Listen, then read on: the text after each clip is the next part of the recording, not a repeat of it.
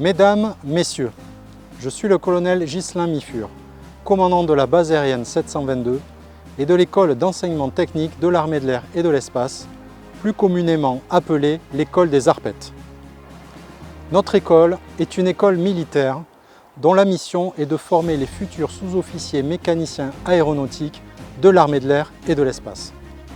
Toutes les formations ont pour but final la participation de vos enfants, nos élèves techniciens, aux opérations aériennes menées par l'armée de l'air et de l'espace, en France comme à l'étranger. La notion d'engagement est donc fondamentale. La scolarité comporte 3 piliers complémentaires et indissociables: la formation militaire, la formation académique, la formation citoyenne. Ce parcours est long, exigeant et passe par différentes étapes. L'ETAE est la première étape d'une formation qui va emmener nos élèves techniciens vers des écoles de spécialisation et principalement, pour 80% d'entre eux, vers l'école de formation des sous-officiers de Rochefort. La dernière étape de cette formation sera leur intégration dans les unités opérationnelles de l'armée de l'air et de l'espace.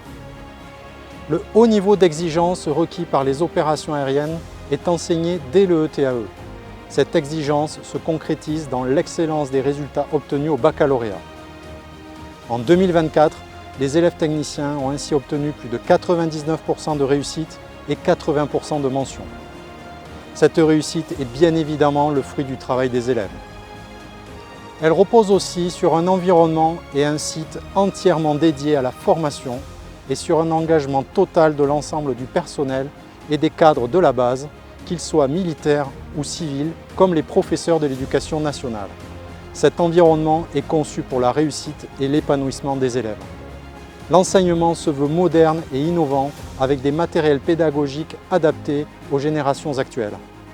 Il est volontairement bien rempli et s'équilibre entre l'apprentissage militaire, l'entraînement sportif, la formation académique en classe et sur les plateaux techniques, la formation citoyenne, le bien vivre ensemble.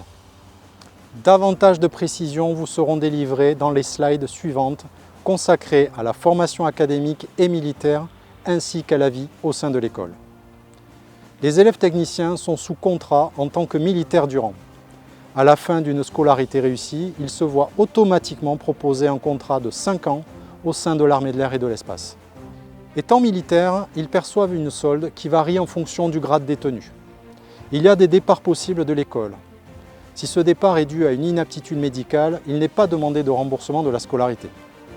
En revanche, le départ se fait avec remboursement des soldes perçus durant la scolarité en cas de demande de départ par les représentants légaux ou l'élève lui-même s'il est majeur, résultats scolaires ou militaires insuffisants, comportement de l'élève inadapté aux valeurs de l'armée de l'air et de l'espace et de l'école.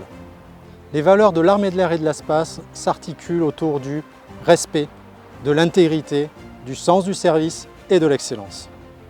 Celle de l'ETAE s'incarne en 3 mots: honneur, travail et discipline. Des règles de vie sont bien sûr associées à ces valeurs. Ces règles sont formulées dans 2 textes fondamentaux: la charte de l'élève technicien, le recueil de traditions de l'école. Ces textes sont lus, signés et appris par les élèves techniciens qui sont donc tenus de les appliquer. Le non-respect des règles de vie peut entraîner des punitions et des sanctions, pouvant aller jusqu'à l'exclusion définitive de l'école. Elle s'étale sur 2 ans pour les élèves qui entrent en classe de première, 1 an pour les élèves entrant directement en terminale.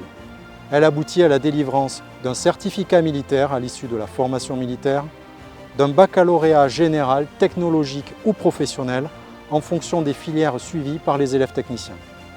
Ces 2 formations, militaire et académique, sont complémentaires, indissociables et d'importance égale au sein de l'école.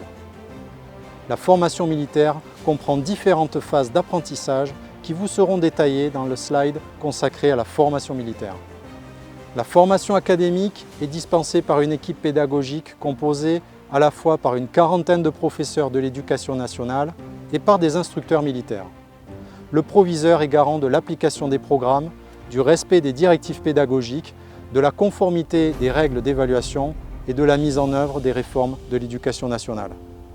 Pour conclure, je vous remercie de la confiance que vous accordez à notre école en nous confiant vos enfants pour leur formation de militaires, de lycéens et de citoyens.